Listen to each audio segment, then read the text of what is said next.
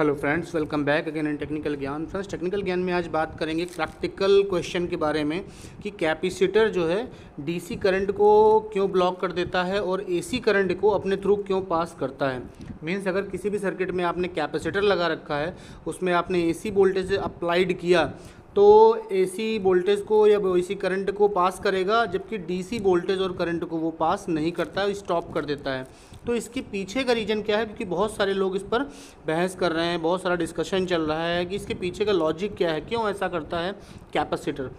तो कैपेसिटर की अगर बात करते हैं, एसी वोल्टेज की बात करें सबसे पहले, तो जब भी हम कैपेसिटर में एसी वोल्टेज अप्लाइड करते हैं, मीन्स कैपेसिटर के सर्किट में हम एसी वोल्टेज कनेक्ट करते हैं, तो कैपेसिटर का क्या होता है, दो प्लेट होती हैं, उसमें बीच में कोई मीडियम बनाया जाता है।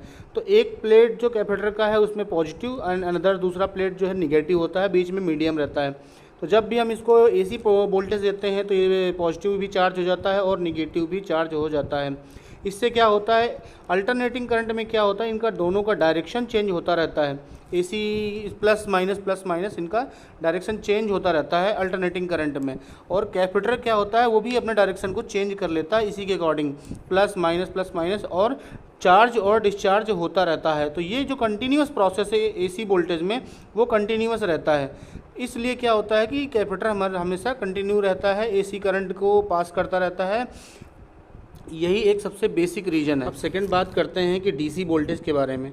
अब हम सपोज़ डीसी वोल्टेज किसी कैपेसिटर में हम डीसी वोल्टेज अप्लाई कर रहे हैं तो क्या होता है, डीसी वोल्टेज के इसमें क्या होगा, जब हमने डीसी वोल्टेज अप्लाई किया है उस कैपेसिटर पर, तो कैपेसिटर की जो दो प्लेट हैं, पहली प्लेट जो है वो चार्ज हो जाएगी पॉजिटिवली एंड दूसरी प्लेट जो निगेटिव है वो भी चार्ज हो जाएगी। लेकिन इसके बाद क्या होगा, दोनों चार्ज होने के बाद प्लेट ये प्रोसेस स्टॉप हो जाएगा। प्रोसेस क्यों स्टॉप हो जाएगा, कैपेसिटर हमारा सैचुरेटेड हो जाएगा और करंट का फ्लो जो है वो बंद हो जाएगा।